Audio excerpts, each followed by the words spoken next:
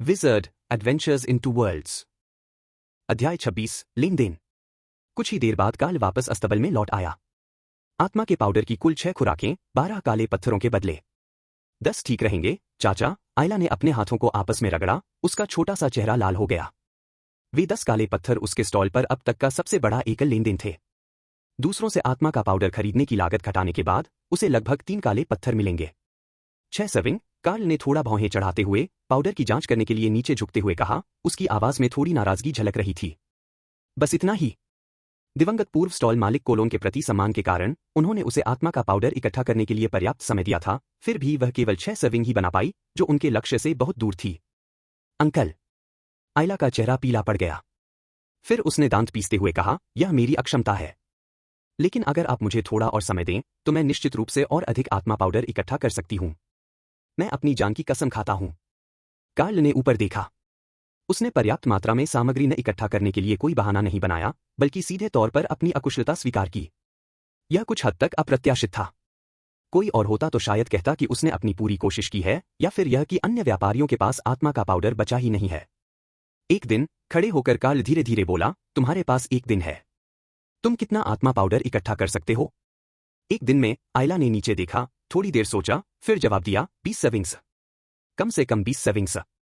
अगर चाचा जी मुझे पूंजी उधार देने को तैयार हों तो मैं 30 सर्विंग्स तक इकट्ठा कर सकती हूं। ठीक है, कार्ल ने सिर हिलाया। 20 सर्विंग ठीक है। मैं कल इसी समय वापस आऊंगा और मुझे उम्मीद है कि आपने उन्हें वैसे ही इकट्ठा कर लिया होगा जैसा आपने कहा था। यह कहते हुए उसने लेन देन में मिले 10 काले पत्थर निकाले और आपको सौंप दिए। जहां तक उसे पूंजी उधार देने की बात है, उसका ऐसा कोई इरादा नहीं था। उसके साथ व्यापार जारी रखने की उसकी तत्परता ही इस समय उसके द्वारा दी जा सकने वाली सबसे बड़ी कृपा थी। धन्यवाद अंकल। आयला ने उत्साह से काले पत्थर उठाए और अपनी सपाट छाती पर जोर जोर से थपथपाते हुए कहा, कल तक मैं पूरी रकम जरूर ले लूंगी। कार्ल ने कोई जवाब नहीं दिया और जाने के लिए मुड़ गया। इस समय वादों से ज्यादा जरूरी था कि उसके पास वास्तव में पर्याप्त मात्रा में सामग्री तैयार हो। उसे सामान भी इकट्ठा करना था। 20 सर्विंग सोल पाउडर के लिए 40 काले पत्थरों की जरूरत थी। रोटी और नमकीन मांस के बदले में यह कम से कम एक गाड़ी भर के बराबर होता।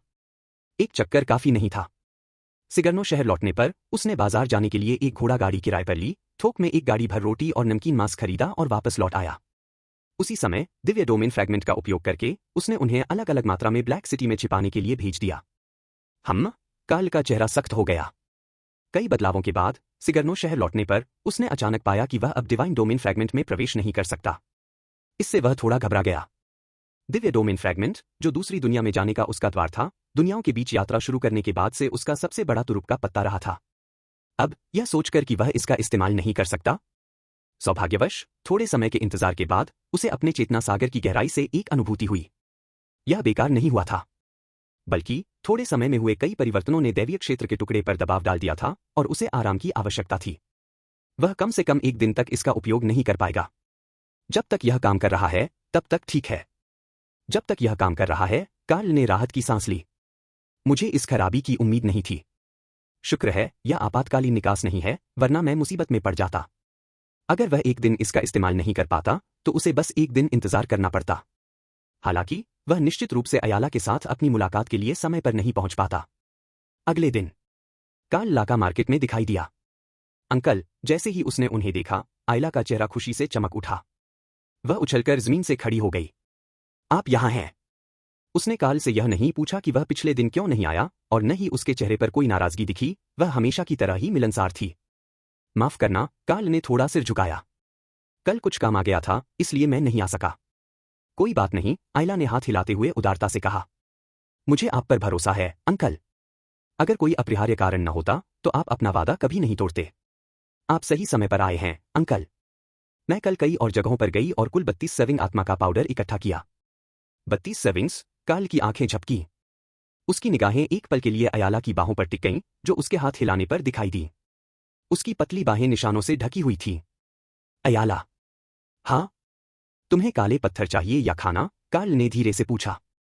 मेरे पास शहर में ब्रेड, प्रोसेस्ड मीट और थोड़ा दूध छिपा हुआ है, जो मैं तुम्हें सस्ते में दे सकता हूं। लेकिन तुम्हें मेरे साथ आना होगा। रोटी, सूखा मांस, दूध। आयला ने अनजाने में घूंट भरा, उसकी आंखों में झिझक थी। काले पत्थरों की तुलना में इन वस्तुओं का बाजार में बेहतर मूल्य था। इसके अलावा अगर कार्ल ने सचमुच उन्हें सस्ते में बेचा था जैसा उसने कहा था, तो वह उन्हें मुनाफे पर बेच सकती थी। अंकल, आयला की आंखों में एक चमक आई। मुझे एक पल दीजिए। इतना कहकर उसने जल्दी से अपने स्टॉल का सामान एक बंडल में बांधा, उसे अपनी पीठ पर लादा और पीछे के क्षेत्र की ओर दौड़ने लगी। कुछ खंडहरों में काले पत्थर ले लो। भारी भरकम शरीर वाले व्यक्ति की मासूम सी आवाज गूंजी। बहन, काले पत्थर तो वही हैं। बाजार में सौदेबाजी के दौरान वो कोई चालबाजी करने की हिम्मत नहीं करेगा, लेकिन अगर हम उसके साथ चले गए तो कौन जाने क्या हो जाए।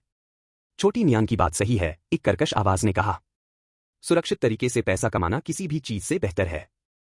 ब्लैक सिटी में हत्याएं और लूटपाट आम बात हैं। लेकिन आयला ने असमंजस में कहा, सर्दियों के भीषण महीने लगभग आ ही गए हैं। पर्याप्त सामान के बिना हमारा गुजारा मुश्किल से हो पाएगा। साथ ही मैं इतने लंबे समय से बाजार में काम कर रही हूं और अभी तक स्टॉल का किराया भी नहीं दे पाई हूं। यह एक अच्छा मौका हो सकता है। क्या तुम उसे जानती हो? अंधेरे से एक कांपता हुआ बुजुर्ग निकला और पूछा, क्या तुम जानती हो कि वह किस तरह का आदमी है? वह इतनी बड़ी मात्रा में भोजन कैसे जुटा पाता है? तुम उस पर कैसे भरोसा कर सकती हो? क्या तुमने इसके परिणामों के बारे में सोचा है? बुजुर्ग ने उससे लगातार सवाल पूछे। मुझे उसके चरित्र के बारे में कुछ पता नहीं, आयला ने गंभीर चेहरे से सिर हिलाते हुए कहा। लेकिन अंकल कोलोन ने एक बार कहा था कि यह आदमी हमेशा ऐसी अच्छी चीजें हासिल कर लेता है जो दूसरों को नहीं मिलती, और उसकी पहचान बहुत रहस्यमय है। ऐसे व्यक्ति के पास पैसों की कमी नहीं होनी चाहिए, और मेरे पास ऐसा कुछ भी नहीं है जो उसकी साजिशों के लायक हो। अगर, बुजुर्ग ने अपनी छड़ी थपथपाई, अगर कुछ गड़बड़ हो जाए तो? मैं जोखिम उठाना चाहती हूं, आयला ने दृढ़ आंखों से कहा। अगर उसके पास सचमुच बहुत सारा खाना है तो मैं उससे संबंध बना सकती हूं। इससे भविष्य में कई फायदे हो सकते हैं। अगर मुझे धोखा मिला तो मैं अपनी बाजी हार जाऊंगी, और मैं इसे स्वीकार करने को तैयार हूं। तुम? बुजुर्ग गुस्से से भड़क उठे। मुझे तुम्हें कोलोन का स्टॉल खरीदने ही नहीं देना चाहिए था। तुम्हारी काबिलियत से तो तुम खनन करके आराम से जीवन यापन कर सकते थे। जीना? अयाला का चेहरा कड़वाहट से भर गया। बस जीना? सच में? दिन रात खुदाई करना? जानवर से क्या फर्क है? मैं पूरी जिंदगी जानवर बनकर नहीं रहना चाहती। बहन, हट्टे-कट्टे युवक ने आगे बढ़कर कहा। मैं तुम्हारे साथ चलूंगा। कार्ल को ज्यादा इंतजार नहीं करना पड़ा। अयाला जल्द ही लौट आई और उसके बगल में एक हट्टा-कट्टा आदमी था जो पूरी तरह से लिपटा हुआ था। चाचा जी, आयला मुस्कुराई।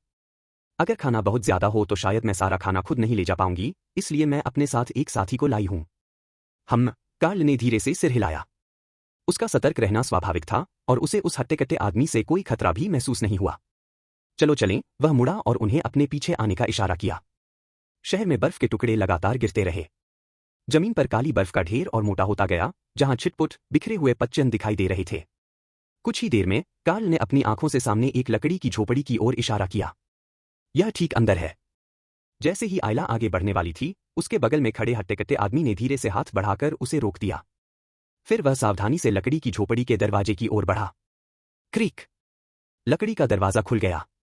सामने रोटी के ढेर, मांस के टुकड़े और ताजे दूध के बैरल दिखाई दिए, जिन्हें देखकर वह हट्टा-कट्टा आदमी वहीं जम गया। आयला तनावग्रस्त हो गई। हालांकि उसके चेहरे पर कोई भाव नहीं था, लेकिन उसके नाखून उसकी हथेलियों की त्वचा में धंस गए, जिससे खून निकलने लगा। उसे खुद दर्द का एहसास नहीं था। यह सच था। उस व्यक्ति के पास वास्तव में इतनी बड़ी मात्रा में भोजन प्राप्त करने के साधन थे। कार्ल के चेहरे पर कोई भाव नहीं बदला। चाहे लेनदेन को आसान बनाने के लिए हो या भविष्य के विकास के लिए, उन्हें यहां एक स्थानीय एजेंट की आवश्यकता थी। साधारण स्वभाव वाले, बिना किसी विशेष पृष्ठभूमि वाले अयाला इसके लिए बिल्कुल उपयुक्त थे। अध्याय 27, फार्मेसी। जहरों को वर्गीकृत करने के कई तरीके हैं। उदाहरण के लिए, सबसे आम तरीका उनके स्रोत और उद्देश्य के आधार पर है। हिबेल ने एक अपरिचित टहनी को हाथ में पकड़े हुए उसे कैंची से काटा, उसका रस निचोड़ा और आगे कहा, प्राकृतिक जहरों में पौधों के विष शामिल हैं, जैसे कि विषैले मशरूम, कसावा, कड़वे बादाम, जिनकगो नट्स इत्यादि। पशु विषों में पफरफिश, विषैले सांप, मकड़ी और अन्य जीवों से उत्पन्न विष शामिल है। फिर निकाले और परिष्कृत किए गए विषैले पदार्थ होते हैं, जिनमें सबसे आम वे रसायन हैं जिनका उपयोग किसान खरपतवार हटाने और कीट नियंत्रण के लिए करते हैं। यह एडोल्फ की जागीर में स्थित एक प्रयोगशाला थी, जो अब औषधि अध्ययन के लिए एक व्याख्यान कक्ष के रूप में कार्यरत है। कार्ल हाथ में कलम लिए सिर हिलाता रहा और नोट्स लेता रहा, साथ ही बीच बीच में सामग्री को संभालने में मदद भी करता रहा। नोट लेने की यह आदत बहुत अच्छी है। हिबेल ने एक कांच की बोतल उठाई, उसके अंदर के तरल को धीरे से हिलाया और प्रशंसा करते हुए कहा, मेरे शिक्षक ने एक बार कहा था, कभी भी अपनी कलम और स्याही को नीचे मत रखो, वे तुम्हारे दिमाग से कहीं अधिक उपयोगी है। अच्छी याददाश्त खराब कलम जितनी बेकार होती है। यहां भी कुछ ऐसा ही कहा जाता था। मैंने अभी जिन वर्गीकरणों का उल्लेख किया है, उनके अलावा मैं एक और विधि पसंद करता हूं, हिबेल ने आगे कहा, जहरों को इस आधार पर वर्गीकृत करना कि वे शरीर को कैसे प्रभावित करते हैं। मोटे तौर पर इन्हें रक्त विषाक्त पदार्थों, न्यूरोटॉक्सिन, संक्षारक विषाक्त पदार्थों, एंजाइम विरोधक विषाक्त पदार्थों में विभाजित किया जा सकता है। इससे प्रतिकार तैयार करना अधिक लक्षित हो जाता है। बोलते बोलते उसने एक टेस्ट ट्यूब पकड़ा दी जो एक औषधि से आधी भरी हुई थी। ये कोशिश करें। यह एक लकवा पैदा करने वाली औषधि है जिसे मैंने तैयार किया है। यह एक नाइट अटेंडेंट को थोड़े समय के लिए अकड़ सकती है और उसे प्रतिरोध करने में असमर्थ बना सकती है। कार्ल का चेहरा पीला पड़ गया। सच में कोशिश करोगे? बिल्कुल, हिबेल ने सहज भाव से कहा। जब औषधियों के सिद्धांतों और उनके निर्माण का अध्ययन करते हैं तो उन्हें प्रत्यक्ष रूप से अनुभव करने से बेहतर समझ विकसित करने का कोई तरीका नहीं है। साथ ही विभिन्न विषयों का प्रयोग करने से जहर के प्रति प्रतिरोधक क्षमता विकसित करने में भी मदद मिल सकती है। इससे बाद में जादू टोने की विष प्रतिरोधक क्षमता सीखना भी आसान हो जाएगा। ठीक है, कार्ल ने अनिच्छा से आह भरी, अपने दिल की घबराहट को दबाया और एक ही घूंट में औषधि पी ली। पिछले कुछ दिनों में वह पहले ही कई तरह के औषधियों का प्रयोग कर चुका था। हिबेल के अनुसार यह गहन शिक्षण अनुभव सबसे कारगर था, एक ऐसी शैली जिसे उन्होंने अपने शिक्षक एडोल्फ से अपनाया था। कुछ ही सांसों के भीतर कार्ल ने महसूस किया कि उसकी सांसें तेज हो रही हैं और उसका शरीर अकड़ने लगा है। कैसा लग रहा है? हिबेल ने मुस्कुराते हुए पूछा। क्या आपको इसका असर महसूस हो रहा है? कार्ल का चेहरा शर्म से लाल हो गया। उसने बड़ी मुश्किल से सिर हिलाया और लड़खड़ाते हुए प्रयोग की मेज की ओर भागा ताकि वह एक विषनाशक औषधि तैयार कर सके। कुछ ही देर में उसने अपने द्वारा तैयार किया गया पेय पी लिया, फिर उसका शरीर ढीला पड़ गया और वह हंफते हुए कुर्सी पर गिर पड़ा। बहुत बढ़िया, हिबेल ने ताली बजाई। लगता है तुमने कल की क्लास में जो कुछ भी सीखा था उसे पूरी तरह से समझ लिया है। शरीर लकवाग्रस्त होने के बावजूद तुमने बिना किसी गलती के औषधियां भी बना ली। मैं तो तुम्हें विषमुक्त करने की योजना बना रही थी। कार्ल पूरी तरह से थक चुका था और उसमें जवाब देने की ताकत नहीं बची थी। उसके साथ कुछ समय बिताने के बाद वह हिबेल के चरित्र को कुछ हद तक समझने लगा था। मूल रूप से हिबेल एक ऐसी युवती थी जो दुनिया के बारे में जानने के लिए उत्सुक थी, लेकिन अपनी परवरिश के कारण बाहरी दुनिया के प्रति बहुत सतर्क भी थी। इसलिए वह अक्सर काफी भोली थी। पहली मुलाकात में वह ठंडी और दूर दूर सी लग सकती है, लेकिन एक बार जान पहचान हो जाने पर उसके करीब आना आसान हो जाता है। आखिरकार वह तो सिर्फ एक किशोरी है, उसके विचार कितने गहरे हो सकते हैं। Ring ring ring. कक्षा की घंटी बजी। हिबेल ने अपनी हरकतें रोक दी और मुस्कुराते हुए अपना हाथ आगे बढ़ाया। आज हमारी 3 कक्षाएं थीं और मैंने 2 औषधि बनाने की विधियां दी, तो कुल मिलाकर 12 सोने के सिक्के हो गए। 12 सोने के सिक्के? कार्ल का चेहरा पीला पड़ गया। वह काफी देर तक अवाक रहा, उसे समझ नहीं आ रहा था कि उसके शरीर में मौजूद विषाक्त पदार्थों ने उसे चौंका दिया था या फिर उस संख्या ने। ज्ञान की भी कीमत होती है। जादूगरों की दुनिया में कदम रखने के बाद उन्हें इस तथ्य का गहनता से एहसास हो गया था। यहां तक कि कक्षा के उद्देश्यों के लिए भी औषधि बनाने के फार्मूले के लिए भुगतान की आवश्यकता होती थी और विभिन्न फार्मूले की अलग अलग कीमतें होती थी। इसके अलावा उसे कक्षा में इस्तेमाल होने वाली सामग्री के लिए भी भुगतान करना पड़ता था। संक्षेप में कहें तो हर जगह पैसे की जरूरत थी। हालांकि वह दूसरी दुनिया से काफी चीजें वापस लाया था, लेकिन जिन सोने के सिक्कों का उसने उनके बदले में आदान प्रदान किया था वे स्पष्ट रूप से तेजी से कम हो रहे थे। फिलहाल वह केवल हल्की सी आह ही भर सका। मैं इसे कुछ दिनों में ले आऊंगा। वह ठीक है। पहले से ही उनकी अच्छी साख को देखते हुए हिबेल को इस बात से कोई आपत्ति नहीं थी कि वह कर्ज में डूबा हुआ है। हिबेल, कक्षा का दरवाजा खुला और एक खूबसूरत महिला अंदर आई। आपके ट्यूटर ने एक पत्र भेजा है। उसमें कुछ महत्वपूर्ण बात लिखी है। आकर देख लीजिए। कार्ल खड़ा हुआ और झुककर बोला, मैडम। कैथरीन एडोल्फ की पत्नी थी। गांडो साम्राज्य में उनका नाम पवित्रता का प्रतीक था। बुजुर्ग एडोल्फ के विपरीत कैथरीन अभी 30 साल की भी नहीं हुई थी, जो एक महिला के लिए सबसे अच्छी उम्र होती है, और वह बेहद खूबसूरत थी। कार्ल ने जितनी भी महिलाओं को देखा था उनमें से भौहों के मामले में शायद केवल सर्वप्रसिद्ध लेडी एनी ही तुलना करने लायक थी। कार्ल, कैथरीन ने सिर हिलाया। क्या तुम आज रात के खाने पर रुकोगे? नहीं, कार्ल ने सिर हिलाते हुए कहा। वापस जाने में बहुत देर हो जाएगी, सड़क असुरक्षित होगी। आप यहां रुक सकते हैं, कैथरीन मुस्कुराई। जागीर में बहुत सारे खाली घर हैं। आपको परेशान करने की कोई जरूरत नहीं है, कार्ल ने मना करते हुए सिर हिलाया। ठीक है फिर, कैथरीन ने कंधे उचका दिए। वह एडोल्फ के नए प्रशिक्षु से काफी संतुष्ट थी, वह हमेशा उसके प्रति बहुत सम्मानजनक रहा था। टिम जैसा नहीं। वह देखने में तो सज्जन लगता था, लेकिन उसकी आंखों में धूर्तता थी और वह अक्सर उसे चोरी छिपे देखता था, जिससे वह बहुत असहज महसूस करती थी। अपने घर वापस आकर जेनी ने खाना तैयार कर लिया था। उसकी खाना बनाने की कला में सुधार हो रहा था। कार्ल औपचारिकता नहीं बरतता था, उसके किराए में भोजन और कपड़े धोने की सुविधा शामिल थी, जो गैंडो साम्राज्य में सामान्य बात थी। अपने बेडरूम में कार्ल ने सभी एकत्रित सामग्री को पैक किया, फिर बड़ी सहजता से डिवाइन डोमेन फ्रैगमेंट की ओर चल पड़ा। आखिरकार मुझे औषधि बनाने का नुस्खा मिल गया। इन दिनों वह हिबेल के साथ औषधि का अध्ययन कर रहा था, आंशिक रूप से ज्ञान प्राप्त करने के लिए और आंशिक रूप से उस सूत्र के लिए, वह सूत्र जिसमें मुख्य घटक के रूप में नेक्रोमैंटिक धूल का उपयोग किया जाता था और जो एक जादूगर प्रशिक्षु की आध्यात्मिक शक्ति को बढ़ा सकता था। ज्ञान का प्रकाश, यही उस फॉर्मूले का नाम था। औषधि बनाने की प्रक्रिया में सामग्रियों के क्रम, समय और अनुपात का अत्यंत सख्ती से पालन करना आवश्यक था। एक छोटी सी गलती से सबसे अच्छी स्थिति में औषधि अप्रभावी हो सकती है और सबसे बुरी स्थिति में यह फट सकती है या औषधि से जहर में बदल सकती है। और सटीकता काल की खासियत थी। दिव्य क्षेत्र खंड में वह अपनी शक्तियों को पूर्ण सटीकता के साथ नियंत्रित कर सकता था, जिससे मिश्रण के दौरान कोई त्रुटि न हो। इसके अलावा दिव्य क्षेत्र खंड में मिश्रण करने से बाहरी वातावरण का प्रभाव भी काफी हद तक कम हो जाता था। 20% पतला शहद, कुचला हुआ बैंगनी कमल और उच्च शुद्धता का 7 ग्राम क्रिस्टल का टुकड़ा। कांच के बर्तन, टेस्ट ट्यूब, तेल के दीपक, प्रयोगशाला के विभिन्न उपकरण करीने से व्यवस्थित किए गए थे। PFFT, काले धुएं का एक गुबार उठा, जो प्रयोग की विफलता का संकेत था। कार्ल बिल्कुल भी विचलित नहीं हुआ। हालांकि उसे अपनी शक्ति पर पूर्ण नियंत्रण था, फिर भी वह औषधि के अवयवों के अनुपात से अपरिचित था। पहले प्रयास में सफलता की संभावना बहुत कम थी। विफलता निश्चित थी। उन्होंने एक कलम उठाई और उस पर प्रयोग के आंकड़े दर्ज किए। दूसरा प्रयास, क्रिस्टल के टुकड़ों का वजन बढ़ाए, नेक्रोमैंटिक धूल मिलाने में देरी करें। डेटा रिकॉर्ड करें। PFFT। तीसरा प्रयास, बैंगनी कमल की जड़ों को संसाधित करना। टकराना। अचानक आग भड़क उठी, जिससे कुछ उपकरण टूट फूट गए। सौभाग्य से कार्ल तैयार था और उसने पहले से ही अतिरिक्त उपकरण खरीद रखे थे। 33वां प्रयास, शहद की स्थिरता स्तर 2, 7 इकाई नेक्रोमैंटिक धूल। नल। जैसे ही तरल की कुछ बूंदें टेस्ट ट्यूब में गिरीं, कार्ल समझ गया कि इस औषधि को ज्ञान का प्रकाश क्यों कहा जाता है। पिसा हुआ क्रिस्टल जब घुला तो हल्की सी चमक बिखेरने लगा। टेस्ट ट्यूब को धीरे से हिलाने पर ऐसा प्रतीत हुआ मानो इंद्रधनुषी प्रकाश प्रवाहित हो रहा हो और चमक रहा हो, जो बेहद खूबसूरत और मनमोहक था। हम्मा, लगता है यह जादुई धूल का ही असर है जो इस औषधि को कुछ हद तक जादुई गुण प्रदान करता है। टेस्ट ट्यूब को नीचे रखकर कार्ल ने प्रयोग जारी रखा। जल्द ही उन्होंने निष्कर्ष निकाला, जादू टोने की धूल का एक भाग ज्ञान के प्रकाश के 2 भाग दे सकता है। अन्य सामग्रियों की कीमत 6 सोने के पाउंड है। आगे इसके प्रभावों का परीक्षण करें। अध्याय 28:028 आध्यात्मिक शक्ति का उभार। ग्लग। उसने अपना सिर उठाया और एक ही घूंट में सारा पेय पी गया। ज्ञान के प्रकाश का पेय उसके गले से नीचे उतरकर उसके पेट में चला गया, जिससे उसे बर्फीली ठंडक का एहसास हुआ और वह एकदम सतर्क हो गया। नहीं, यह स्वाद की बात नहीं थी। बात यह थी कि उनकी आत्मा वास्तव में अधिक तीव्र हो गई थी।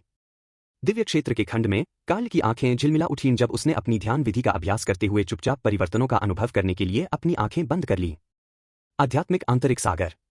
सामान्यतः अशांत और लहरदार रहने वाली तरंगें औषधि के प्रभाव से काफी शांत हो गई थीं, जिससे संकेत मिलता है कि ध्यान विधि की प्रभावशीलता में काफी वृद्धि होगी। यदि आत्मचेतना को एक बीज के समान माना जाए, तो आध्यात्मिक आंतरिक सागर वह पोषक तत्वों से भरपूर मिट्टी है जिसमें वह बीज बोया जाता है। ध्यान विधि वह माध्यम है जो बीज को मिट्टी से पोषक तत्व अवशोषित करने, जड़ पकड़ने और अंकुरित होने में सहायता करती है, जब तक कि आत्मचेतना पूरी तरह से आध्यात्मिक आंतरिक सागर में समाहित न हो जाए, जिससे भीतर से एक मौलिक परिवर्तन होता है। पहले विचलित करने वाले विचारों के हस्तक्षेप के कारण ध्यान विधि उतनी प्रभावी नहीं थी। अब यह कितनी अधिक प्रभावी है? 7 गुना। औषधि ग्रहण करने से कार्यक्षमता कम से कम 7 गुना बढ़ गई है। इतना ही नहीं, केवल आध्यात्मिक आंतरिक सागर ही आत्मा का पोषण नहीं कर रहा है, औषधि स्वयं भी आध्यात्मिक शक्ति को बढ़ाने का प्रभाव रखती है। यह निश्चित रूप से नेक्रोटिक डस्ट का प्रभाव है। हिबेल ने उल्लेख किया है कि ऐसी जादुई औषधियों में कई ऐसे तत्व होते हैं जो आत्मा से उत्पन्न होते हैं। एक दिन बाद कार्ल ने अपने सामने लगे डेटा पैनल को देखा। संविधान 0.78, आध्यात्मिक शक्ति 0.98। कुछ दिन पहले की तुलना में उनके स्वास्थ्य में 0.01 की वृद्धि हुई थी। लेकिन इसका संबंध उनके द्वारा ली गई औषधि से नहीं था, बल्कि यह निरंतर प्रशिक्षण और श्वास अभ्यासों का परिणाम था।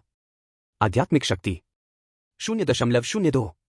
एक ही दिन में उनकी आध्यात्मिक शक्ति में सीधे 0.02 की वृद्धि हो गई, जो उनकी पिछली प्रगति के अनुसार लगभग 1 महीने में संभव हो पाती। पूर्व संचय को भी ध्यान में रखते हुए यह आश्चर्यजनक था।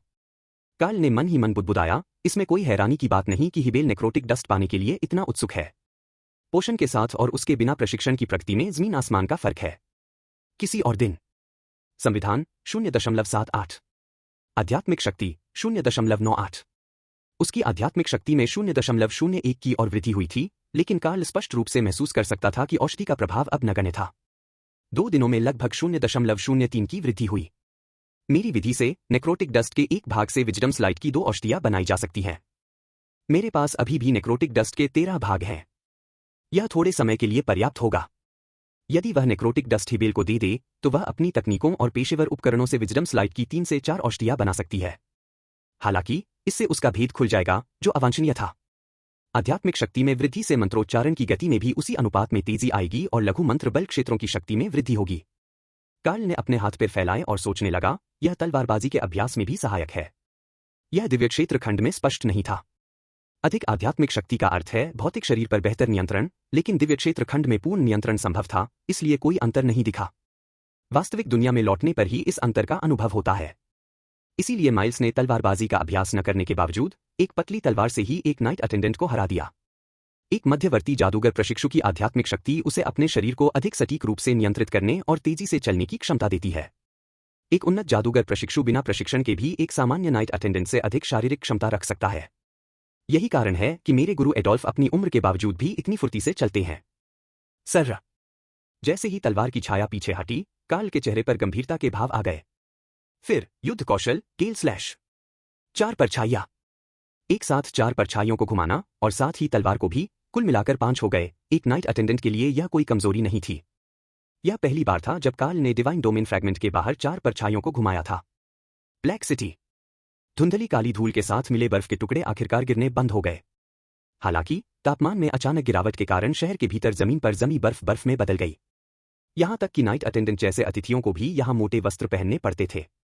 चाचा जी, आयला जमीन में बनी एक दरार से छलांग लगाकर बाहर निकली। हम यहां पहुंच गए हैं। उसके पीछे पीछे लिटिल नैन नाम का वह युवक चल रहा था, जिसका शरीर एक वयस्क पुरुष जैसा था। उनकी पहली मुलाकात के विपरीत इस बार लिटिल नैन को कसकर लपेटा नहीं गया था, बल्कि उसने अपना युवा चेहरा दिखाया। कुछ लेनदेन के बाद उनके बीच एक निश्चित स्तर का विश्वास स्थापित हो गया था। नन्हे नैन ने अपना सिर खुजाया, उसके चेहरे पर एक मूर्खतापूर्ण मुस्कान थी। हे अंकल। हम। कार्ल के चेहरे पर कोई भाव नहीं था। क्या तुम सामान लाए हो? इन्हें ले आई। आयला ने जल्दी से सिर हिलाया और लिटिल नैन को अपनी पीठ से बंडल हटाने का इशारा करते हुए कहा, 17 भाग नेक्रोटिक डस्ट, सोने और जेड की 6 वस्तुएं और कुछ किताबें, लेकिन मुझे सांस लेने की तकनीक नहीं मिल पाई। 17 भाग। कार्ल ने अपनी भौहें थोड़ी सी कोड़ी। इतने कम? सांस लेने की तकनीक न मिलने पर उसे आश्चर्य नहीं हुआ, क्योंकि पिछले कुछ सौदों में इसका कोई संकेत नहीं मिला था। वह धीरे धीरे इसका आदी हो गया था। इसके अलावा उसके पास पहले से ही वुल्फ्स ब्रीथ टेक्निक थी। अन्य सांस लेने की तकनीकों को इकट्ठा करना महज एक आदत थी, कोई जरूरी काम नहीं। यह। अयाला ने मुस्कुराते हुए कहा। सर्दियों के महीनों में बहुत कम लोग बाहर निकलना चाहते हैं। विशेषज्ञों की बात करें तो मैं अभी तक उनसे संपर्क नहीं कर पा रही हूं, लेकिन अगले महीने स्थिति बेहतर होनी चाहिए। कार्ल ने इस स्पष्टीकरण को स्वीकार करते हुए आकाश की ओर देखा। उसने पीछे की ओर इशारा किया। सामान अंदर है, साथ में कुछ खाना और उपचार औषधि के 2 भाग भी हैं जो आप चाहते थे। आयला की आंखें चमक उठीं। हर सर्दी के महीने में खाने की कमी के कारण ब्लैक सिटी में कई लोगों की मौत हो जाती थी। खाने पीने की चीजों की कीमतें भी आसमान छू जाती थीं। हालांकि कार्ल ने भी कीमत बढ़ा दी थी, लेकिन ज्यादा नहीं, और यह अंतर उसके लिए पहले से ही बहुत बड़ा मुनाफा था। दुर्लभ औषधीय गुणों का तो जिक्र ही नहीं। बंडल से सामान निकालते हुए आयला की खूबसूरत आंखों में चमक आ गई। चाचा जी, आप इन सोने की वस्तुओं का क्या करते हैं? मनोरंजन के लिए, संग्रह के लिए? कार्ल ने अपने सामने रखी सोने की मूर्ति का निरीक्षण करते हुए और मन ही मन उसकी कीमत का अनुमान लगाते हुए कहा। कोई समस्या है? नहीं नहीं, आयला ने जल्दी से हाथ हिलाते हुए कहा। मुझे लगा कि आप जा सकते हैं। क्या वह शहर छोड़ दे? कार्ल की आंखें सिकुड़ गईं। बिल्कुल। ये चीजें ब्लैक सिटी में ज्यादा काम की नहीं हैं, लेकिन बाहर इन्हें कई अच्छी चीजों के बदले बेचा जा सकता है। जानबूझकर इन्हें इकट्ठा करने से गलत धारणा बन सकती है। क्या वह शहर छोड़ सकता है?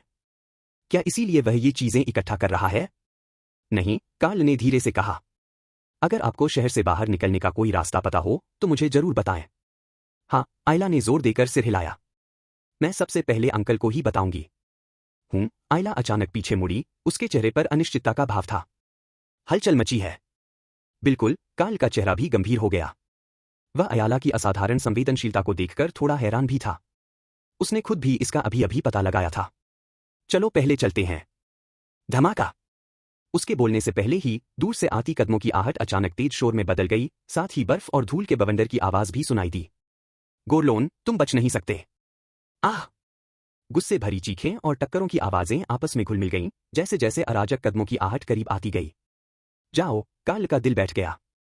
इस तरह का हंगामा किसी नाइट अटेंडेंट की वजह से तो नहीं हुआ होगा, यह मेरे लिए भी खतरनाक है। सर, आयला ने लिटिल नैन को पुकारा और वे दोनों एक भूमिगत मार्ग की ओर कूद पड़ी। वे दोनों बलवान नहीं थे, लेकिन फुर्तीले थे। वर्षों तक ब्लैक सिटी में रहने के कारण उनमें खतरे को भांपने की क्षमता विशेष रूप से तीव्र थी। भूमिगत रास्तों के व्यापक नेटवर्क का उपयोग करके वे आसानी से भाग सकते थे। दूसरी ओर कार्ल कभी भूमिगत नहीं गया था। ब्लैक सिटी में कुछ ही बार जाने के कारण वह आसपास के माहौल से बहुत परिचित नहीं था। वह अभी ज्यादा दूर नहीं भागा था कि 3 लोगों ने उसका रास्ता रोक दिया। मैं तो बस राहगीर हूं, कार्ल ने अपने हाथ ऊपर उठाकर इशारा किया कि उसका किसी को नुकसान पहुंचाने का कोई इरादा नहीं है। क्या आप मुझे जाने देंगे? इसके जवाब में उसकी ओर तीर चलाए गए। अध्याय 29:09 शक्ति। लोहे के गेट की शैली। बिजली की तेजी से उसने अपनी चौड़ी तलवार निकाली और उसे अपने सामने क्षैतिज रूप से पकड़ लिया। खटखट। तीर तलवार से टकराया, जिससे चिंगारियों की बौछार हुई और कार्ल थोड़ा लड़खड़ा गया। शुल्क। उसके सामने बैठा लाल बालों वाला व्यक्ति हल्के से अपना हाथ हिलाया, उसकी आवाज उदासीन थी। उसे मार डालो। अन्य 2 बिना कुछ कहे झपट पड़े, उनके पैरों के नीचे जमी मोटी बर्फ से उनकी गति में कोई बाधा नहीं आई। एक व्यक्ति, जिसके हाथ में एक लंबा भाला था, आगे की ओर झुका और अपनी मुद्रा को इस तरह समायोजित किया कि भाले की नोक कार्ल के दिल पर ही निशाना साधे रहे। धक्का। भाला चलाने वालों के लिए यह सबसे आम तरीका था। 1 इंच लंबा भाला 1 इंच ज्यादा मजबूत होता था।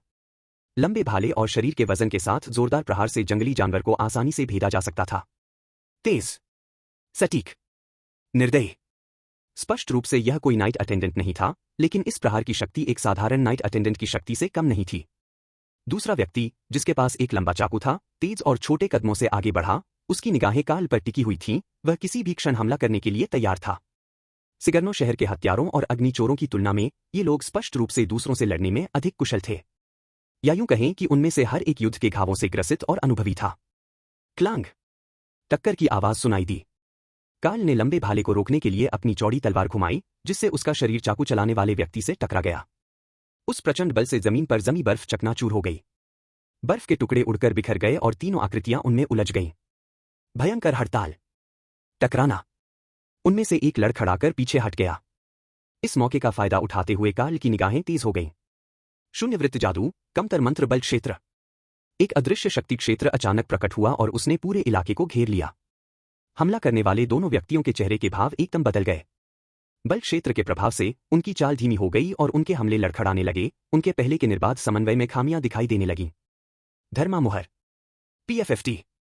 उनमें से एक के बोलने से पहले ही एक चौड़ी तलवार उसकी ओर बढ़ी। उसका सिर हवा में उछल गया, कटी हुई गर्दन से 1 फुट से भी अधिक दूर तक खून बह रहा था। स्लैश। कार्ल के चेहरे पर बर्फीली ठंडक थी और उसने मौका पाकर जोरदार हमला किया। PFFT। चाकू चलाने वाले का सीना बुरी तरह फट गया, वह चीखा और लड़खड़ाकर पीछे हट गया। जैसे ही कार्ल अपने फायदे का पूरा इस्तेमाल करने वाला था, अचानक उसके चेहरे के भाव बदल गए। वह बगल की ओर झपटा और लुढ़क कर बच निकला। जैसे ही उसने छलांग लगाई, एक मानव सिर के आकार का आग का गोला उसके ठीक बगल से सीटी बजाता हुआ गुजरा और एक दीवार से जोरदार तरीके से टकरा गया। लंबे समय तक जमा देने वाले तापमान ने दीवार को स्टील की तरह सख्त बना दिया था। एक लंबी तलवार उस पर केवल एक हल्की खरोंच ही छोड़ सकती थी।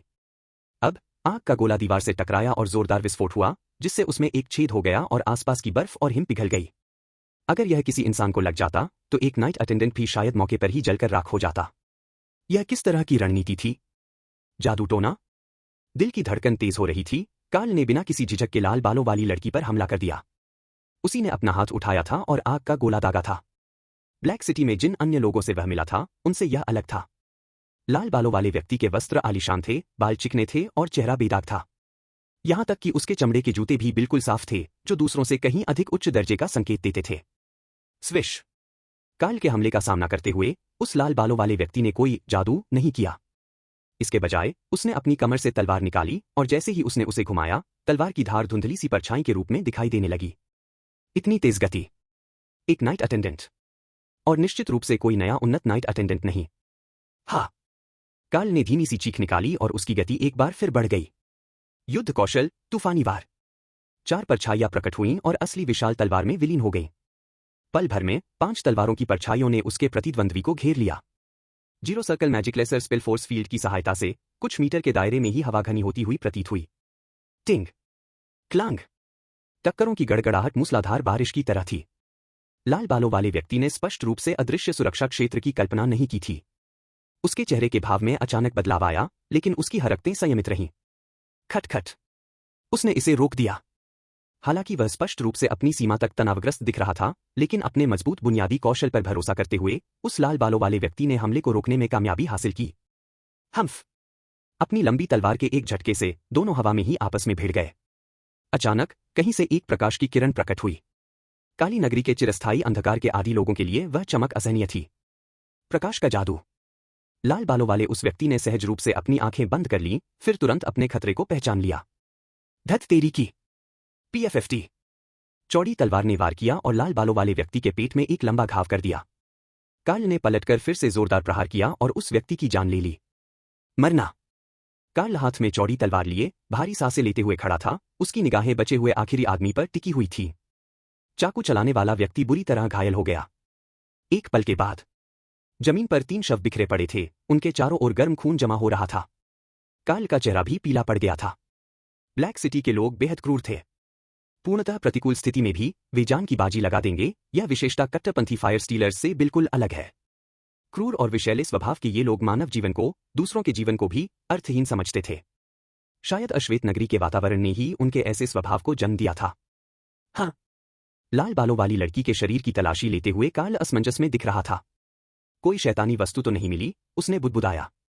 वह यह बात नहीं भूला था कि उस आदमी ने युद्ध में जादू का प्रयोग किया था। एक जादूगर प्रशिक्षु द्वारा जादू टोना करने से आध्यात्मिक शक्ति में उतार चढ़ाव होता है।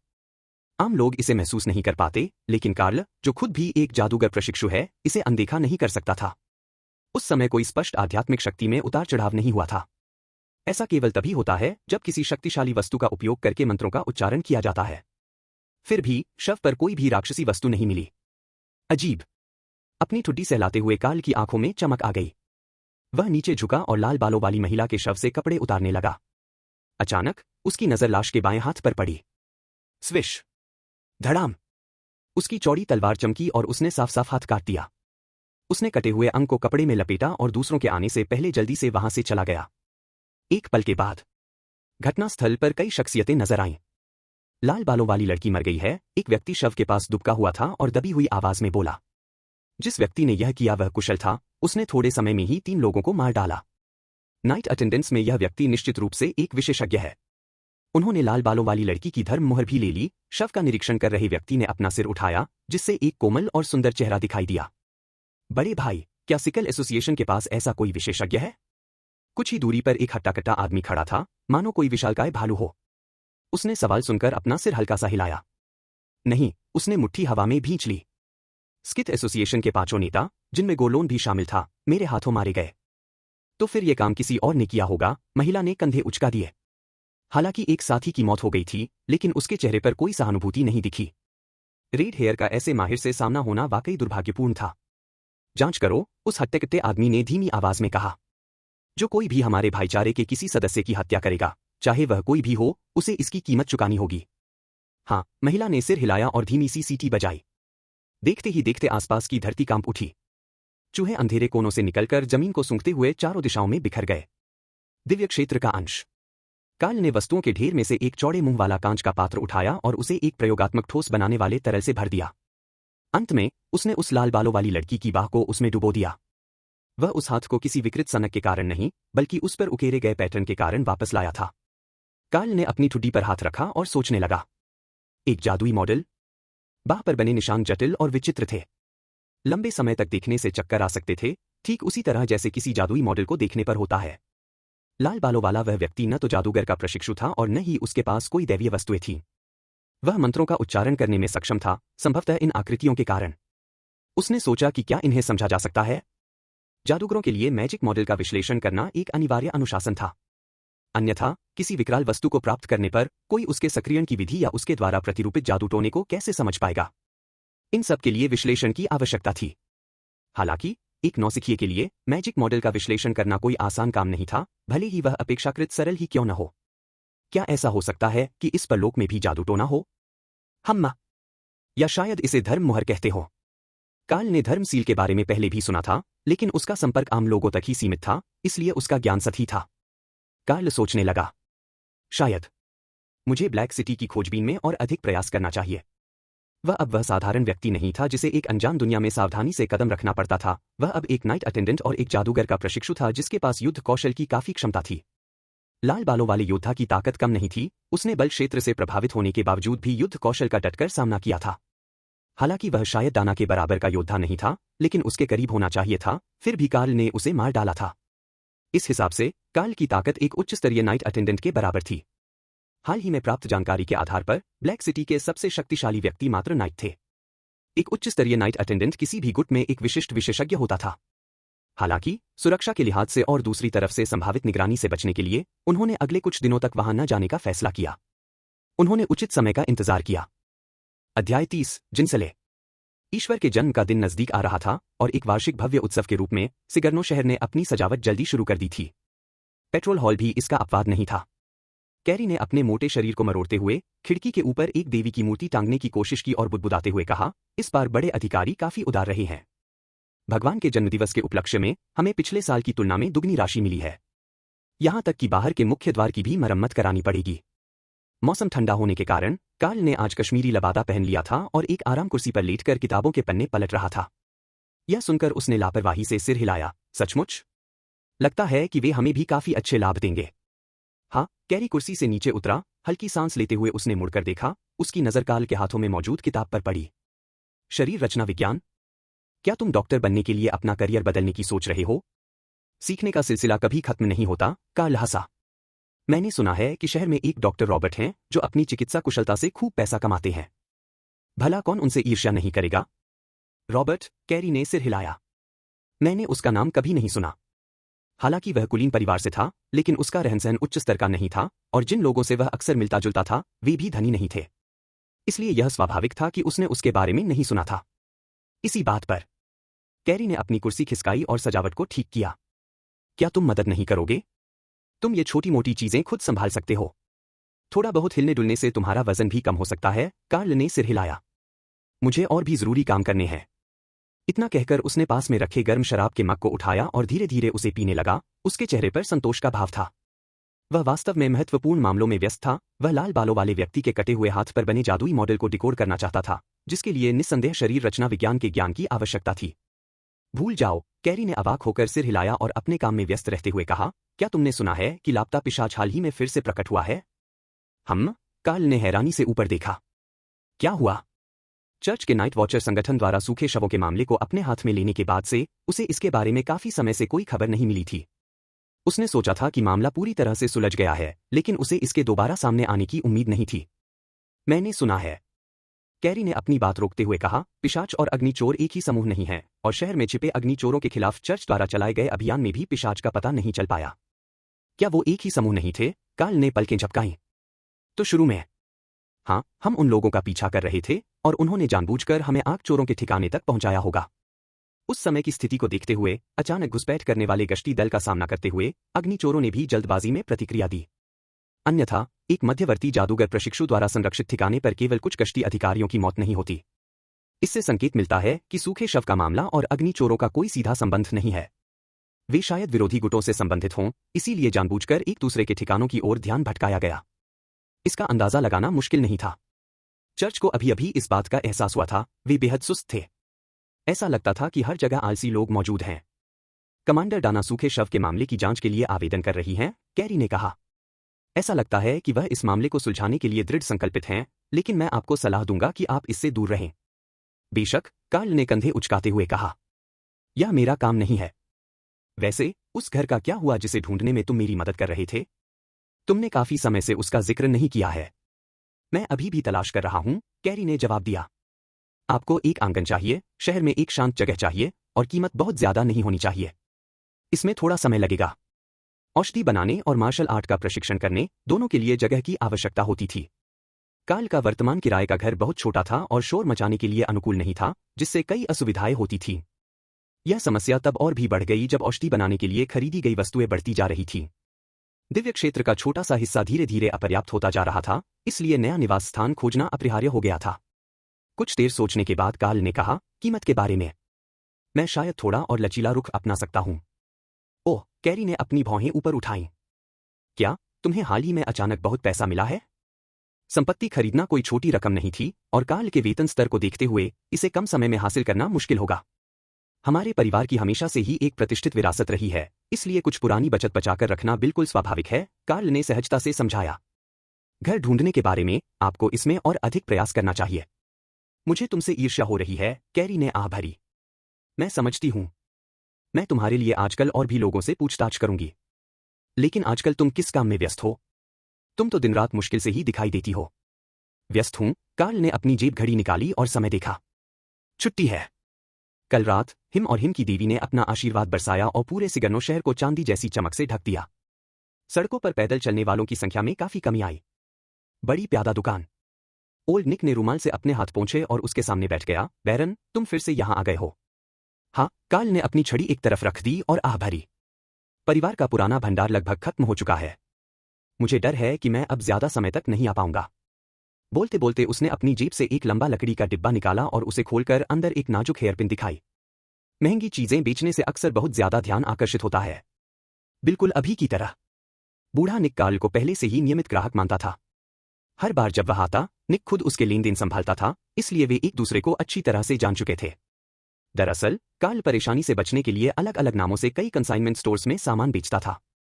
आपको बेचने की जरूरत नहीं है, आप खरीद भी सकते हैं, ओल्ड निक मुस्कुराया। बैरन, आपने हमारी दुकान से 100 से कम सोने के सिक्के नहीं बदले हैं। अब आप वाकई एक धनी व्यक्ति बन गए हैं। गिरवी की दुकान में आपका हमेशा स्वागत है।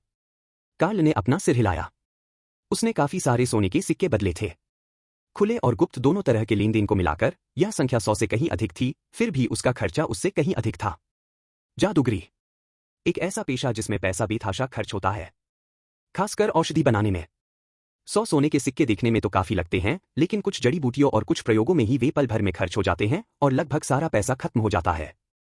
कार्ल, उसी क्षण एक उत्साहित महिला की आवाज गूंजी। तुम भी यहां हो? कार्ल ने आश्चर्य से भरी निगाहों से ऊपर देखा। जो महिला नजर आई वह भड़कीले कपड़ों में थी। उसका चेहरा इतना सजीव था कि कार्ल उसे पहचान ही नहीं पा रहा था। अंकल गेगिल की सबसे बड़ी बेटी, कार्ल की चचेरी बहन जिंसले। उनकी आखिरी मुलाकात शहर के बाहर अर्ल रेक्टन की जागीर में हुई थी। वह अर्ल के बेटे की युवावस्था समारोह में उपहार के रूप में आई थी। हालांकि उस समय उनकी असहज स्थिति को देखते हुए उन्होंने एक दूसरे को पहचाना नहीं था। जिंसले के बगल में एक बेहद सलीके से कपड़े पहने अधेड़ उम्र का आदमी बैठा था, जिसकी उम्र शायद 40 या 50 के आसपास थी। जिंसले ने उस अधेड़ उम्र के आदमी का हाथ थाम लिया। उसका भाव स्नेहपूर्ण था और कार्ल को देखकर उसका चेहरा हैरानी से चमक उठा, या यूं कहें कि कार्ल के सामने रखी हेयरपिन को देखकर। हेयरपिन को देखते ही उसकी आंखें मानो चमक उठीं। क्या संयोग है? जी हां, कार्ल उठा और सिर हिलाया। चचेरे भाई, तुम भी खरीदारी करने गए हो? और ये सज्जन कौन है? हालांकि उसके सामने बैठे दोनों बेहद अंतरंग लग रहे थे, लेकिन कार्ल अपने चचेरे भाई के पति को पहचानने में गलती नहीं कर सकता था। उसने लंबे समय से सुना था कि दोनों पति पत्नी के अपने अपने शौक थे। किसने सोचा होगा कि वे इस हद तक चले जाएंगे? मेरे दोस्त क्रैन, जिंसले ने स्वाभाविक रूप से परिचय कराया। क्रैन, यह वही चचेरा भाई है जिसके बारे में मैंने तुम्हें बताया था, प्रतिष्ठित बैरन कार्ल। ओह, बूढ़े आदमी। क्रैन के चेहरे पर पहले तो उदासीनता का भाव था, लेकिन कार्ल के बैरन होने की बात सुनकर उसका भाव बदल गया। तो आप बैरन कार्ल हैं? कार्ल, जिंसले ने बीच में टोकते हुए कहा, क्या तुम कुछ बेच रहे हो? हाँ, कार्ल ने सिर हिलाया। हाल ही में आर्थिक तंगी चल रही है, इसलिए कुछ समय के लिए गुजारा करने के लिए मैं परिवार की कुछ चीजें बेच रहा हूं। स्का, जिंसले ने सिर हिलाया। अगर आपको कोई दिक्कत हो रही है तो अपने चाचा के पास जाओ या फिर मेरे पास आ जाओ। क्या तुम यही हेयरपिन बेच रहे हो? कार्ल के जवाब का इंतजार किए बिना ही वह आगे बढ़ी, डिब्बे से हेयरपिन उठाई और उसकी आंखों में स्नेह भर आया। इसे किसी को तो बेचना ही है, तो मुझे क्यों नहीं बेच देते?